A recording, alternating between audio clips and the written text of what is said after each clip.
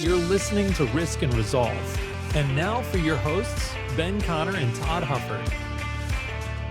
Welcome to the inaugural episode of the Risk and Resolve podcast with your co-host, Ben and Todd. I'm Ben Connor. That's Todd Hufford. Todd, how are you doing today? I'm doing great, Ben. This has been, a year and a half in the making. We finally pulled the trigger, didn't we? Yeah, we're finally here. Excited to get this thing kicked off with you. I think today for our inaugural episode, it's just get to know your hosts and why are we doing this and that sort of thing. So Todd, I think most people who are tuning in probably know that you're the COO of Connor Insurance, but if you could give us a little bit more of your background, even before Connor and that sort of thing. So grew up in Indiana, Hoosier born, went to Purdue, spent 4 years there. The first 3 semesters, I thought I wanted to be in construction management, and I had a class on contracts. And quite frankly, Ben, I hated that class. And so because I hated one class, I chucked the whole major. And I looked at what was left in what was then called School of Technology at Purdue, what I could get out of school in still the remaining 2.5 years. And it became a major that at the time was called supervision. They now call it organizational leadership and supervision. I think they may have even changed the name since. But Ben, the sick irony is that now we both work in insurance, which is all about contracts. So I went to Purdue. I kind of make the joke that I'm not sure I could get into Purdue today. The standards have gone up quite a bit. Wasn't a bad student, B plus student, but I did enjoy my time there. Graduated there. My first stop out of school was at a company some of the listeners might know called Aprimo, software company that was based here in Indianapolis. I always felt the claim to fame to that company was it was sort of not a spinoff, but it came about because there was a company before that many of the founders had worked at that if you're in that tech space in Indianapolis, it was kind of one of those first big tech companies called Software Artistry. And when that company sold, a lot of those individuals went off and still to this day, starting, founding, running different tech companies. I worked there. I feel like Aprimo was like the OG of like tech companies in Indianapolis. It was second gen. Software Artistry was before that. Wow. Yeah. So worked there for 9 months. Parallel to all of that, I had an interest in stock trading. And, some of my personal background was that I had a kind of a rough upbringing, a parental divorce, lots of drama. My mom was very sick with cancer. She ended up passing away when I was in college. And so grew up real fast. And so after 9 months of working at Aprimo, the reality is I'd been an adult for about 10 years at that point, doing adult things like taxes and grocery shopping and cooking for the family and taking care of my elderly grandmother and all those things. And so I just kind of wanted a break. And so I took a break and just kept trading the stock market and did that for a couple of years before I kind of professionalized that into a hedge fund and did that for a couple of years. Before then, I joined the agency. I'd been married to your sister for a couple of years at that point, and everybody kind of thought that I was always going to go into the agency, and I never thought I would. But we were expecting our first, which, of course, this year graduates high school, so you now know how long ago that was, and joined the agency.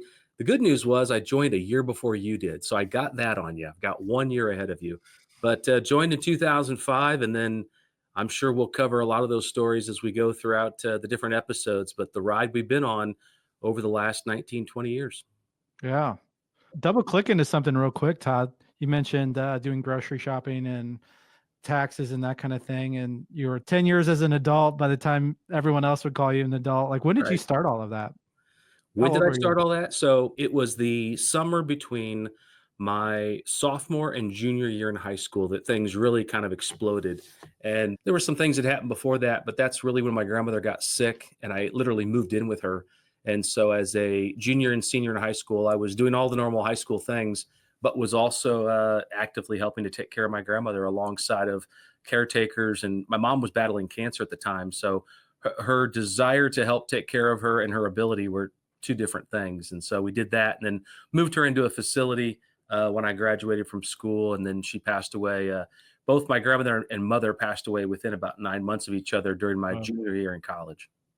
Wow. So before you even graduated college. So I graduated college. Yeah. So you were an adult basically when you got your driver's license. That was pretty your much license to be an adult and my license to be an to adult. do grown up things. Yeah, for me, it just built a lot of resilience, and I had some great mentors along the way that came alongside just to remind me that that was a window of time, and I'm sure that myself or anybody else could have gotten real depressed at just the situation at hand, and I think that more than anything has carried me through just the different business things you and I've been through. Is that no matter how bad it gets, it can't get much worse. It always usually gets a little better, so Yeah. you can kind of climb your way out of it. So that's part of my story. Think your mentors were right. I think coming out of that, I mean, what you just said is a very positive way to look at that, where I think the temptation potentially with when you feel like life's handed you lemons is to be kind of bitter about it. We all know people who struggle with anxiety, depression, things like that. Thank the Lord, I've just never struggled with that. And I guess what that comes with is an over allotment of optimism, which can also get you in trouble. Um, but it certainly is needed at the very depths. And when I think about trouble, of course, I think about the word risk. And I think about our podcast. And I think about when you're in trouble, is there finality? Is there a positive resolve to that trouble? So we kind of named this podcast Risk and Resolve. How did we get there, Ben? Yeah. So you alluded to it a little bit, but ultimately, risk has a couple different definitions. Obviously, we're in the insurance business. So our job day in and day out is to talk about risk and how you deal with that. So there's some insurance elements to that. I don't think we're going to necessarily are intending to cover insurance a ton, although I do think we have some just general market updates we'll be able to share along the way for people so they can kind of understand a little bit more about the industry, but certainly no one wants to learn too much. They trust us to do that. But I think when you look at all of our journeys and what you just shared, as well as just running a business that you and I do together here at Connor Insurance and engaging with other people's stories, is that everyone is faced with risk and they make decisions that are dripped in risk, whether or not it is just simple decision to ask that girl out at the Right. restaurant or whatever that ultimately ends up becoming your wife, stepping out in risk there, or if it's with starting a business or starting a podcast or speaking on stage, or those are all areas of risk where you're stepping outside of your comfort zone. But usually that's where you find growth, is in those risky places, that the opposite of comfort. You don't find growth in comfort. We had to put risk in an insurance podcast. I mean, Oh, to for sure. some degree. Yeah, I had to For go there sure. somewhere. Now, Yeah. resolve, that's got almost even a deeper story, doesn't it? Yeah, that's a deeper play on words, where resolve is just more or less of how you handle that risk. You talked about even your story there of when you're faced with a tough situation, like what's your mindset going to be like going through it and coming out of it? Do you have the resolve to get through tough things? Well, Also, Resolve is the title of my grandfather's book. And it's not a book that my grandfather wrote, I guess directly, but a book that was written about him through his memoirs, more or less, of his story in World War II in the Philippines, where he was missing in action. Really an incredible story of, talk about tons of risk. I mean, he fled into the jungles instead of surrendering with everyone else in the Philippines, and they ended up participating in the Bataan Death March. He was with a couple other guys in the jungles of the Philippines, and it was survival mode. So the book that was written about him is Resolve. So that was more or less the resolve to stay alive, to right. survive. What I think is interesting about his story too is it's kind of the resolve to thrive. I always found that really fascinating, that someone was faced with that experience, and he, for some reason, probably God's grace, but he viewed it as an adventure of something that, like, this is my lot and I'm going to embrace it. I think he had good relationships around him with a couple other guys, one main other guy that probably helped him on that perspective. But, I think that was maybe some supernatural influence there as well. He made So that, he made alliances, which, in today's kind of bifurcated political and whatever, however you want to divide the world, we don't reach across any aisle or anything to work together.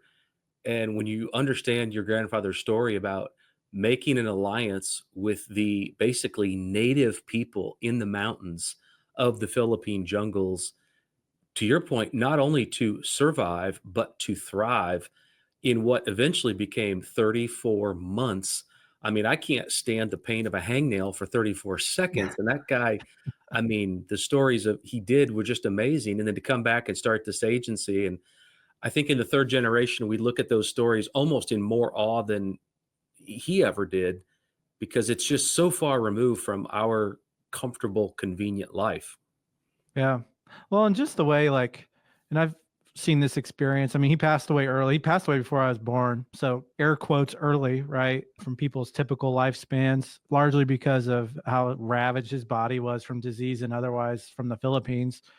He passed away early, which I think sometimes when that happens, kind of creates this Goliath hero, just larger than Yeah. life picture of somebody and their experiences and that sort of thing. So he definitely has kind of a heroic aura around his story of being missing in action, and then all of our family stories, obviously, of just his intensity and tenacity back in the United States and with raising a family. I always kind of found it kind of fascinating of you just survived 34 months in the jungles during World War II. I mean, epic story. And then you start an insurance agency. I almost view that as that had to have been somewhat of an epic letdown of adrenaline or dopamine or whatever. Right. I just kind of find that whole situation just really interesting. But ultimately, I think insurance as a career actually probably supported his need for seriousness, his need for relationship, and maybe some of the realistic takeaways from an experience like that versus maybe the heroic put on, we put those characteristics into the story Well, versus probably maybe what it was. independence too. You talk about, I mean, the numbers I heard were there was 30,000 US soldiers and 70,000 Filipino soldiers and 1 million Japanese soldiers bearing down, and some 300, only 300 out of the call it 100,000 fell out of rank and took chances on themselves. I'm not sure what that math is, but 300 on 100,000, that's a real small percentage. So he was always seemed to be a guy that bet on himself. And I think that the insurance space, and really any space that's sales, also kind of financial services, also starting his own business. So he was sales, financial services, starting his own agency. It took that gumption to go out and do it on his own. And he did for many years. It was, I think, just him and maybe an assistant or a secretary or something for many years before it kind of grew to a few more people and then got passed off to the second generation in the early 70s. And then on to us, third generation in 2015. This year we celebrated an anniversary, 75 years since your grandfather decided to, and you might know this better than I do, didn't he work for Aetna most immediately before he started Yeah, I his think he agency? did. Yeah, on And the company so, side. so 75 years since he quote unquote hung his shingle. We've been at it 20 of those years. When you think about when you first came in to this agency, if you had to isolate one thing that you felt like was the most valuable piece of the business that we eventually bought from your dad and his brothers, in your mind, what was the most valuable thing we purchased? Opportunity.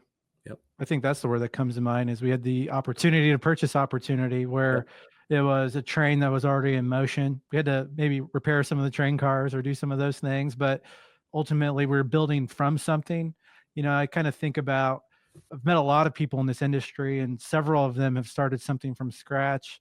Quite honestly, I can't even imagine doing that. I don't know if I'm necessarily built for that versus maybe improving or imparting just kind of the Ben version or the Todd version of what it looks like going forward. And certainly we didn't do a great job of that out of the chute when we first bought the business, but I mean, starting from zero in revenue and then growing something to get that momentum started is really, I can't imagine. That's really difficult. I just realized that a lot of our guests actually fit that mold. They are people who, and I would agree with you, Ben, I do much better at buying the house and rehabbing it than building from scratch, if you will. Yeah.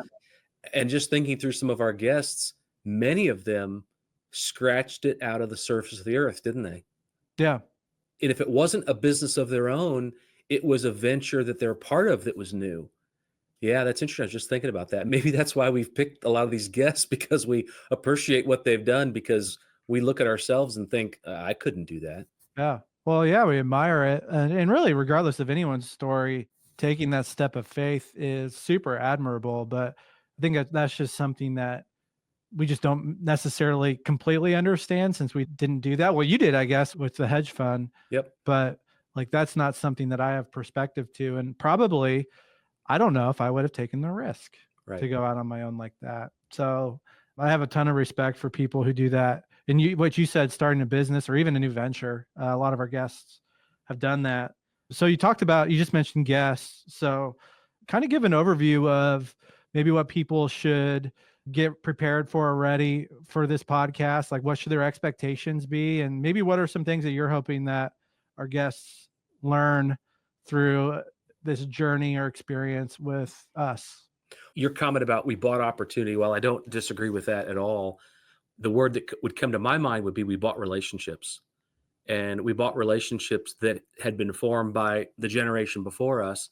And we got to borrow on those for many, many years until we, quite frankly, sold our own new clients and built relationships with us. And so when I think about those relationships, gosh, they've taught us a lot. I can think about many lunches you and I have had together and separate with some of these, lovingly, I'll call them old, crusty, mostly businessmen, some women in that mix that have recommended some very thick books to read and given us advice that we didn't always want to take. And that then has turned into, as we've matured and grown and become close to middle age, our own relationships. And I think what insurance gives you that most people who are not in insurance don't realize is that most business owners are sort of isolated. They've reached the top, they've either started their company or they've been promoted within their company, but they're a high level executive and they align more closely with other high level executives, but they're off busy running their own company and people are too busy to kind of connect. And I think that's why you see the success of peer groups and YPO and different organizations that pull people together. But what has astonished me throughout the 20 years of this industry is the sheer volume of people that we get to connect with. Now, in our early days, it was you and I and other people on the team directly connecting with them. As time has gone on, as we've empowered new team members, it's fun to watch them build those relationships and have deep relationships that, because you can only have so many relationships. But when you talk about the guests that we're having, some of these are people we've just met. Some of these are people we've known for a very long time. Some are vendors, people that we work with. We share clients together and we provide maybe different or complementary services. But in each situation, we've been pretty key to bring people to the podcast that, one, we think our listeners would not have heard from otherwise. It's kind of a new voice. And it's also something that is really unique. They'll say, gosh, I'm really glad I took those few minutes to listen because I don't know where else I would have heard that. That's what I think when we've kind of put our guest list together. And even as it goes, just the funness of finding individuals that you hadn't thought of, but as we've gotten into the podcast, you think, you know what, there's a story there. We need to find a way to let them tell it. Yeah. I kind of think about just with kind of what I hope out of the podcast is maybe a similar like vision of like the really good stuff of insurance. So when I think of like what this industry has brought for me, it's brought incredible like breadth. It's very wide. We get to meet so many different people and learn different things. And gosh, I didn't know that's how you do that or how that's made, or, you get to learn that kind of stuff in insurance. And you kind of think about bringing on different guests with their lived experience as well as their professional expertise. And otherwise, like, it's a lot of like breadth. To your point, you get to hear things maybe you haven't heard otherwise. And I think it's kind of like popping the lid on the insurance industry and maybe giving the things that are interesting and like keeping back the technical stuff that maybe people aren't as interested in. Yeah. So I have a question for you real quick, just talking about different guests and wisdom and that sort of thing. Just a question to float your way. What has shaped you as a leader, or what has shaped you as a leader in your professional or personal life? Like, what are some things that may have happened or some things that like maybe come to mind when you think of like this thing kind of really advised how I lead today or my approach to leadership? Well, they say you don't learn a lot on the peaks, you learn in the valleys. And I'd have to agree with that. We've certainly had different valleys along the way with business interests and different relationships. And, when you have a team member that kind of that, surprises you and leaves, or an account that surprises you and leaves, you laugh at me because I keep a lot of lists on my phone, and you laugh even harder at probably my most infamous list, which is crooks we know. You know, when you're in the business world long enough, whether you work with them directly, they're employed at a company you insure, there's just crooks that you run into. And it's always interesting what people do to cut corners to try to get ahead. So I think trying to run a business, trying to be in business and do it the right way, treat people fairly. Rodney Vanderveer, one of my professors at Purdue, his quote was always, be fair but firm, but when in doubt, do the kindest thing. And I just always love that, because I am kind of a little bit of a black and white when it comes to, we are going to do this and we aren't going to do that. But then that last part just reminds me, at the end of the day, there is a way to be kind. That doesn't mean you get walked on. That doesn't mean that you don't actually end up maybe terminating that team member or even terminating that client. But sometimes that is the kindest thing to do. So it's, I'm excited to get some of these people on the podcast and hear their stories. But I've learned probably the most in the valleys, and we'll kind of go through some of those as the podcast goes on. But I think more than anything, you and I and cousins along the way, and quite a few team members, we've all been doing it together. And I think that's the fun part, that we'll look back. And one of the things I oftentimes say is, these are the best days. Just as a reminder that it's kind of funny. You go on vacation, you have a wonderful time, and then you come back and you're home 2 weeks, you're home 3 weeks, and that vacation becomes more wonderful than when you look back upon it. Oh, wasn't that dinner amazing? And wasn't the sunset great? And wasn't the company just awesome? And it was, but it gets better as you look back. And I want to make sure I have that same lens with each day, so that I don't forget that, yeah, we're building towards tomorrow and we're trying to learn the lessons of yesterday. But man, celebrate today. My mom passed away at age 55. Her life was cut short. And, I know exactly when that is on my life calendar. And I want to make sure I'm making the most of every day before it and after it. Yeah. I'm actually in the middle of reading a book right now called The Comfort Crisis. And he literally is talking about that right now, is that the happiest communities are ones that are mindful of death, and because it makes them grateful for what they have and makes them intentional about what they're choosing to do every day. So has it been fun for you thinking about and inviting some of these guests onto the podcast? Yeah, I'm excited to just uncover some stories, really learn even more about some new things. But people have a lot of wisdom that's uncovered in their life experience. And we have an ability to just maybe roll out the ball, ask a question and let it go, but there's people with a lot of different talent. There's people with, again, a lot of different lived experience, and I'm excited to learn for sure. As we've been talking to some of them, I'll be asking questions and I'll be in my mind thinking about some of our teammates, because maybe it's an employment related discussion or a career based trajectory we're going on. And then at other times, I'm thinking about some of our prospective customers. Mm-hmm. And then I think about some of our current customers. So it's fun to kind of just shift gears as we're asking and talking to people, thinking about who our audience might be, to make sure it's valuable to them, because ultimately we're chewing up their time and hopefully it's worth their time.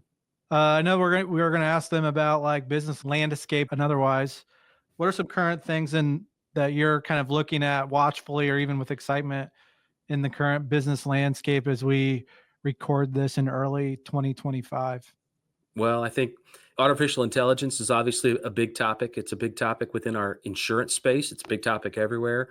Mm-hmm. It's going to hit some peaks and valleys along the way as what it can do and what it can't do. I know there's a group of insurance agents across the agency we've been meeting with, and so many of those tools out there are just not quite ready for prime time.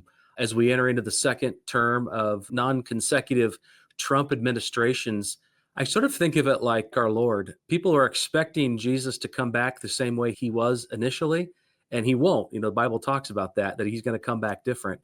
And I think about that. People were sort of expecting the Trump 1.0, and they're getting 2.0. And we're getting a lot more economic activity and the pace of activity. So being able to stay on top of it and understand what's happening. Are the tariffs going to affect the businesses that we insure? What does that look like? It could help them. Just today, we heard about Honda bringing Civic production back to Indiana from Mexico because of tariffs. So that's going to help employment in our state. So I look at AI, I look at the tariffs, I've always looked at the baby boomer population, that kind of proverbial pig through the python, that it's this huge generation. We had the opportunity to hire some of the first millennials. And, the youngest generation always gets talked down to, basically, "Oh, Yeah, they can't do it's this." their turn.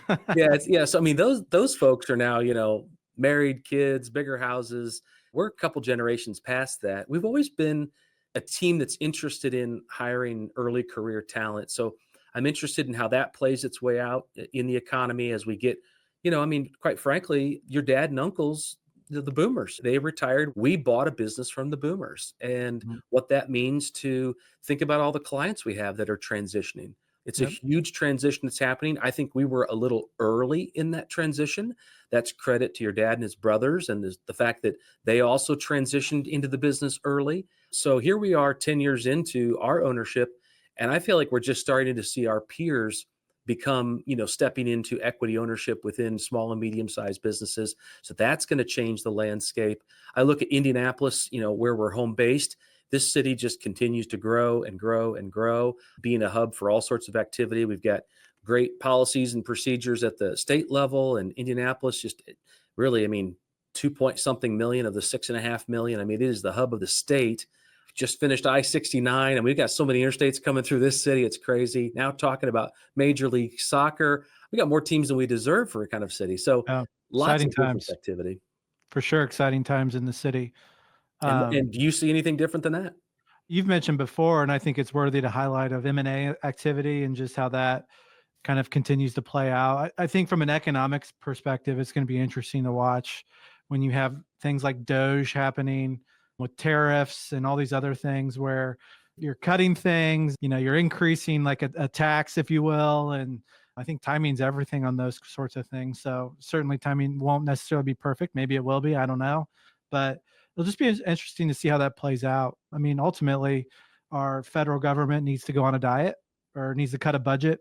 And I kind of look at that saying that's an uncomfortable thing. Like, if you think of your own personal finances, like cutting a budget is probably not one of the better husband and wife No, conversations. That probably absolutely not. doesn't bring the most fruit out of a relationship, Yep. but it doesn't mean it's wrong. And it probably means it's necessary, even though that it's relationally taxing or problematic. So it'll really be interesting to see how that plays out in a federal aggregate basis.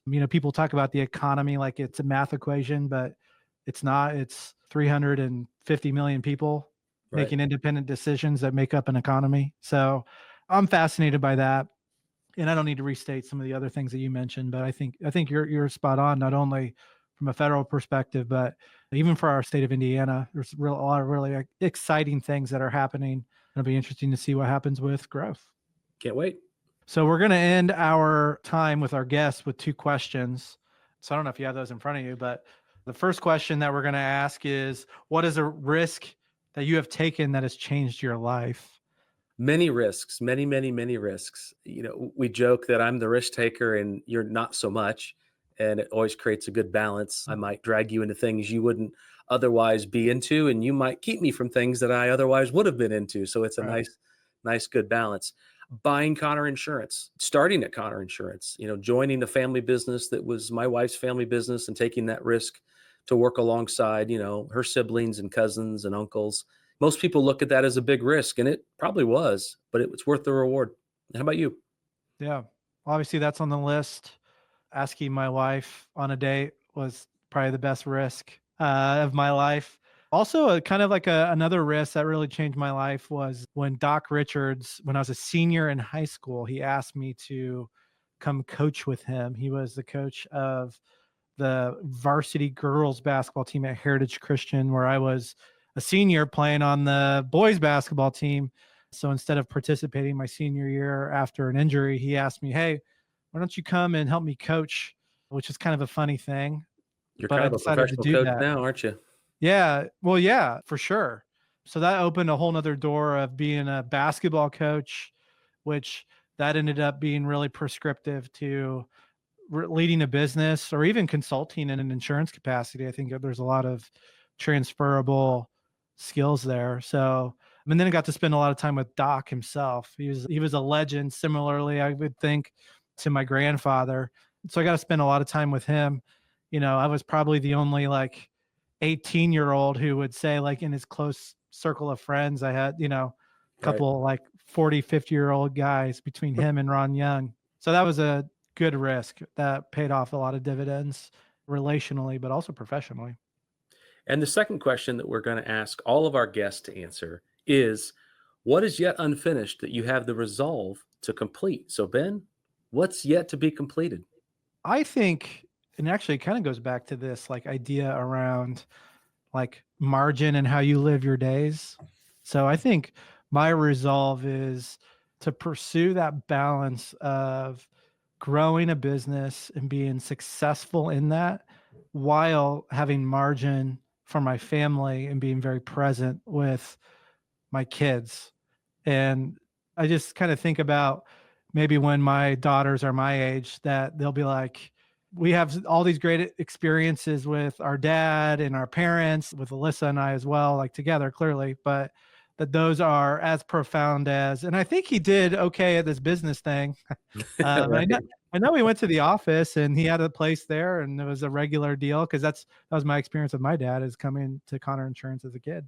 But that was a subtle thing, not the main thing. Well, I'm going to take a personal slant on this, really more for accountability than anything.